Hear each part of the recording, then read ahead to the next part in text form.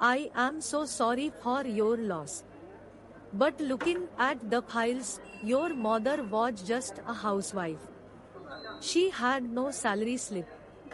And without documentary proof of income, the system defaults to the bare minimum as almost zero. That is a typical response by someone in a government office.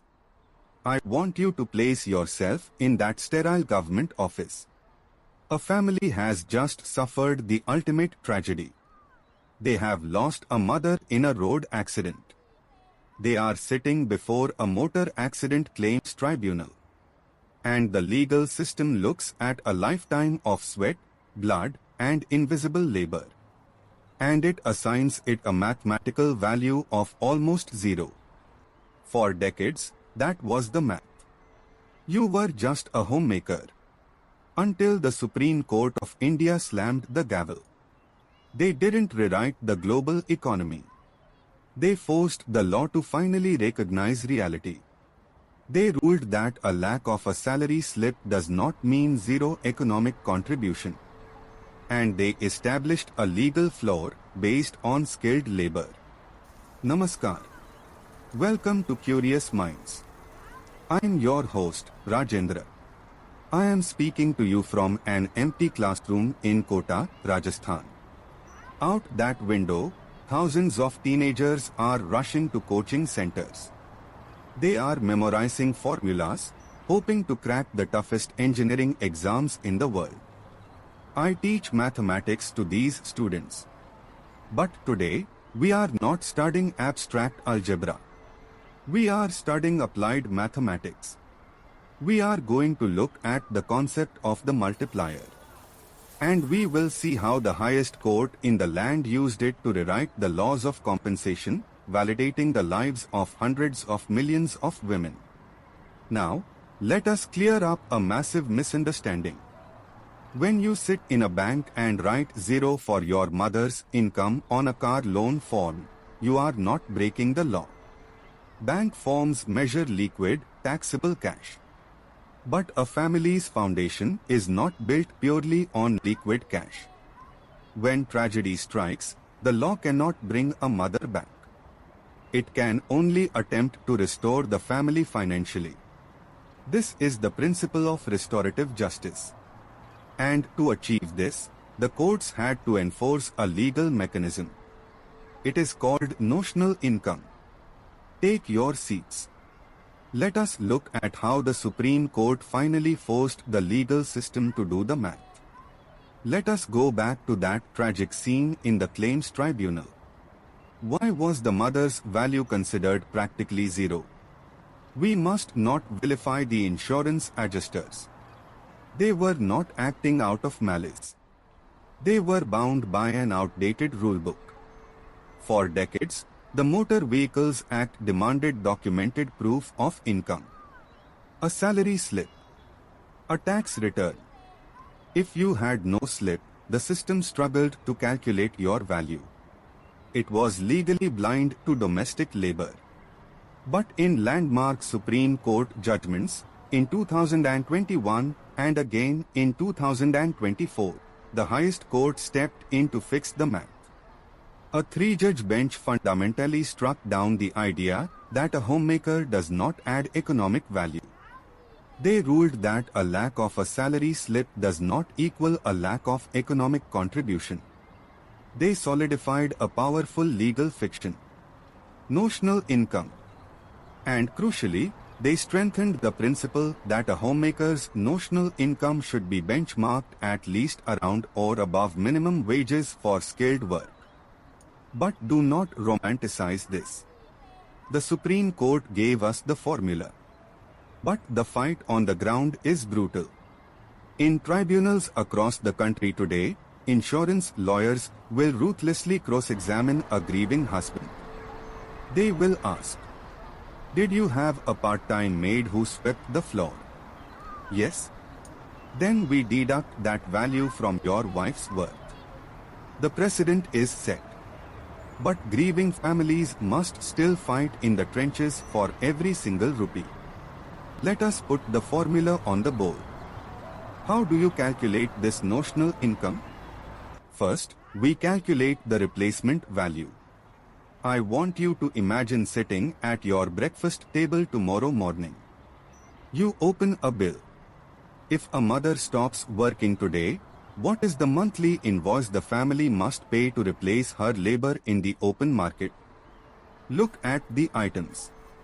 Item 1. A private chef to cook 3 nutritious meals a day. Item 2. A logistics manager to coordinate the school runs and schedules. Item 3. A financial manager to aggressively haggle at the market. Item 4. A live-in nurse for when the seasonal fevers hit. Item 5. A therapist to handle the intense psychological breakdowns of a teenager preparing for exams. You total that invisible invoice at local market rates. But in a real courtroom, proving the exact cost of a private chef is difficult. So, what is the legal floor? The Supreme Court rulings gave us a safety net. A homemaker's baseline notional income should generally be tied to the state's minimum wage for highly skilled labor. The law finally recognized that managing a home is a specialized profession. But here is where our math topic, the multiplier, is applied. The court takes that annual value and applies a statutory multiplier. Say, 17 or 18. This represents her active years of contribution left. Now, there is one more variable. The deduction for personal expenses. In a court of law, if an earning man dies, they assume he spent a third of his income on himself. They deduct that from the payout. But here is the beautiful truth the courts noted about the Indian homemaker. She has significantly lower personal consumption compared to earning members. Her life's dividend is largely invested straight back into the family. Now, let me add a cultural caveat. Is this multiplier a perfect measure of a mother's worth? Absolutely not. It is a cold, mechanical formula. The West looks at a mother and calls it unpaid care work. But in our civilizational ethos, she is the grihini. The word literally means the one who holds the home, together. She is the anchor of the parivar, the family. The tragedy of modern law is that it only speaks the language of commerce. And so, to protect her in a courtroom, we are forced to translate her dedication into a mathematical multiplier. We use their math to protect our mothers. Now, wipe the blackboard clean. Let us zoom out from Kota to Manhattan, to London, to Tokyo. Here is your dinner table fact for the week. Oxfam and the International Labour Organization estimate the global value of unpaid care work. Done predominantly by women, it sits at over $10 trillion annually. Over 10 trillion. That is mathematically comparable to or larger than the entire global tech sector. This is the macro multiplier effect in action. Think of the global economy like a massive engine. The CEOs in Mumbai. The software engineers in Silicon Valley. The bankers in London. They are the pistons. They go to work, they generate revenue, they build products. But why are they able to work 80-hour weeks? Because someone else is absorbing their life's administrative, emotional, and physical maintenance. The homemaker is the oil in the machine. Without her, the pistons seize up. The engine catches fire. But listen to me carefully. This justice we are demanding in the courts, it is not free. Think about the actuarial reality. If courts across the country start paying out higher sums, depending on case specifics, for the loss of a homemaker, where does that money come from? It does not fall from the sky. It comes from the third-party motor insurance premiums paid by every single vehicle owner. if we truly value the homemaker, the compensation pool must expand. Over time, such changes influence premium pricing across the system. Systemic justice requires systemic funding. Are we, as a society, willing to share that financial burden every year? Because that is the true macroeconomic price of erasing the zero. And this is where the math becomes human. I want to talk directly to the woman listening to this. The woman who has not seen a physical paycheck in 5 years. You feel a sudden flush of shame when you go to a family wedding. A relative asks, "So, what do you do?" And you look down and say, "Oh, I'm just a homemaker." Just.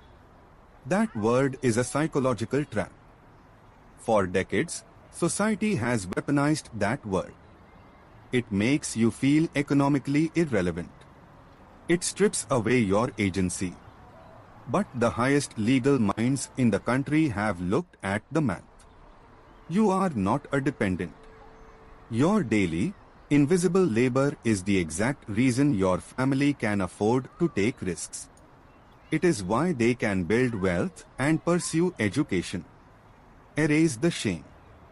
The next time someone asks what you do, you look them in the eye.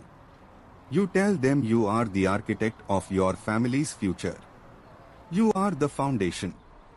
Because mathematically and legally, that is the absolute truth. So, what does this mean for the future? I want my younger students to hear this. You are obsessed with artificial intelligence. You worry that AI will take over coding, writing, and analysis. But do you know what AI cannot do? AI cannot negotiate a bitter dispute between a stubborn teenager and an exhausted father. AI cannot manage the complex, chaotic emotional logistics of a grieving family. AI cannot notice a subtle shift in a child's behavior and pivot an entire household's routine to support them. As we move into an increasingly automated, robotic future, the skills of the homemaker are going to become the most premium, unautomatable skills on the planet. Emotional intelligence, complex real-time logistics, human empathy, crisis management. Do not look down on household management. Study it. The empathy and logistical genius required to run a home is exactly what will make you irreplaceable in the future.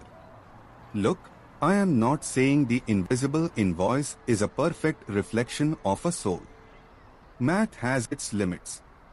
But what the Supreme Court proved, and what the concept of the multiplier demands we accept, is that we must put a figure on the board. The answer is not zero. You are not just a homemaker. So, my homework for you this week. If you live with someone who runs your household, your mother, your wife, your sister, do not just say thank you. Acknowledge the invisible invoice. Recognize the multiplier. And a quick note. Masterji is teaching economics and applied mathematics today, not practicing law. This episode is for educational purposes. For specific legal or insurance claims, always consult a registered advocate. I'm Rajendra and this is Curious Minds Podcast. Thank you for attending class today. Stay curious, stay sharp, and never let a blank piece of paper tell you what you are worth.